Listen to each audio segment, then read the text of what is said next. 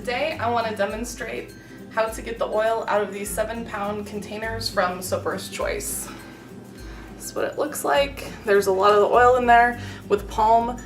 Some of it separates up at the top and you want to melt all of it down before you use it in your soap. So this is how I open mine. The first thing I do is I flip it upside down and let it settle for a while. You're going to want all of the oil to begin to fall to the bottom of the container because we're going to be cutting the very bottom of it off here. Alright, at this point the oil has been sitting here for about 30 minutes. I'm going to go ahead and start cutting it. I'm going to use this hand to hold the lid on so it doesn't, I say lid, but the bottom of it, so that it doesn't take off flying. Now, the sides here are the worst. They have the most amount of plastic, so I usually cut at least one of those first. Using my hand to keep the top on.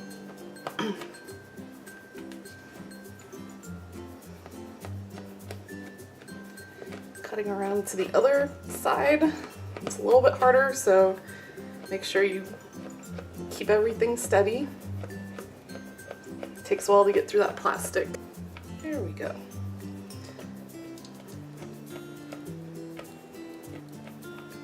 Okay, at this point, I'm going to take my double boiler, the top part of it.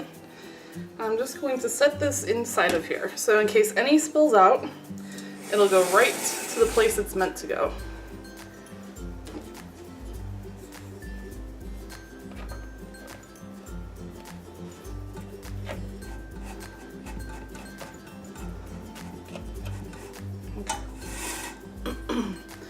The pot also kind of helps to hold it. And this side goes really quickly. Definitely want to watch your fingers.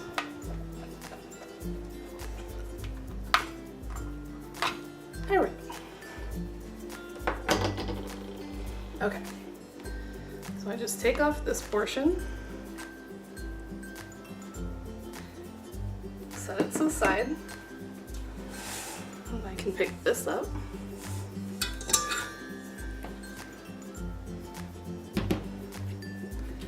Grab it by the handle. And we're going to just give it a little shake.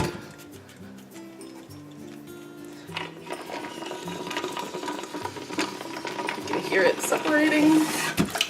And there it goes. I'm going to go ahead and leave this on it like that.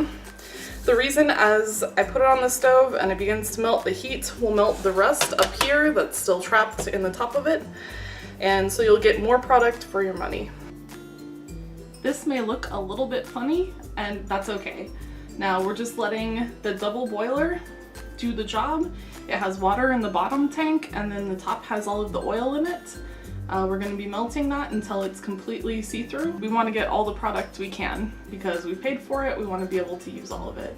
Once everything's melted and the jug is pretty much clear, we can take that out and get to work. You can see here that the jug, the stuff on the sides, they're beginning to melt and go towards the edges. As soon as most of that is at the bottom inside the double boiler, then I'll go ahead and continue the rest of the video. The reason that I'm doing this video is because I have to purchase these bottles in the gallon weight categories. I can't buy 50-gallon drums of things because I just simply don't have the space. I live in a small condo in the downtown Phoenix area, and I really need to utilize my space wisely, and I purchased these 1-gallon containers of oil so that I can, you know, store stuff safely and within regulation in my own home. Alright, so this is what the palm oil looks like as it's melting. There's that big block of stearic in the middle. That takes a little bit longer to melt than the other parts of the palm oil, but once that disperses and everything's fully clear, I'll be able to separate that out into I usually separate it out into a specific amount of ounces that I can use in my soaps. So I don't have to measure it each time because palm oil is especially finicky. You basically have to melt it all down and then stir it up and use what you need. And I don't like doing that each time I need to make soap, so I melt everything at once and separate it all out into containers based upon how much I need for my recipe, and then that way I can just grab one and go. It makes soap making a lot easier this way.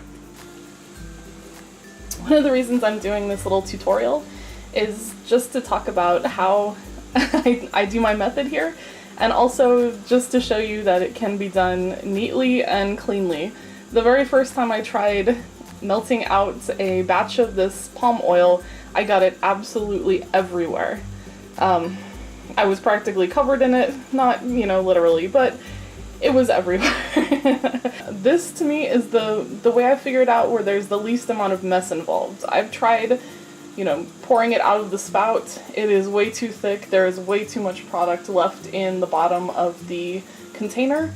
So this process here, I've spilled maybe, you know, 2 drops so far on this batch. I just did another one before this video, and I spilled literally 1 drop of palm oil. So to me, if you have to use these gallon jugs, this is the best way of going about your process, melting everything down. Alright, so we have our palm oil here. I have my scale, and then my utensils. I'm going to use the ladle to scoop everything out, put it in the individual containers. I use an old yogurt container. It's gone through the dishwasher, it's been completely sanitized, and it holds it up, you know, really nicely. I really like using those containers. And it saves me from having to spend money buying more containers when I already have the products here that I need. So let's turn on the scale.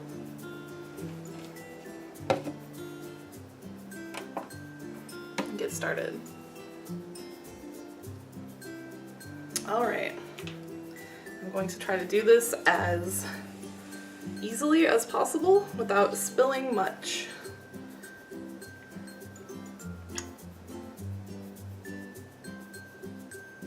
Kind of wait till it drops. Slow down.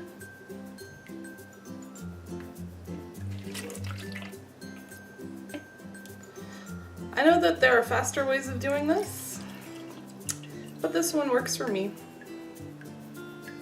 And I tend to do this on a day that I'm not making soap.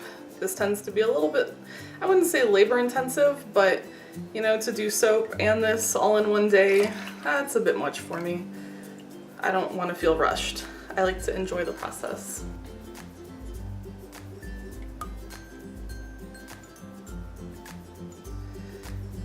Sometimes I end up just putting a little in and then taking a little out. A little too much. The last part of the process I'll show you. I take a piece of Scotch tape, make myself a little tab on the end so it peels off easily. I stick it to a lid, and then I'm able to write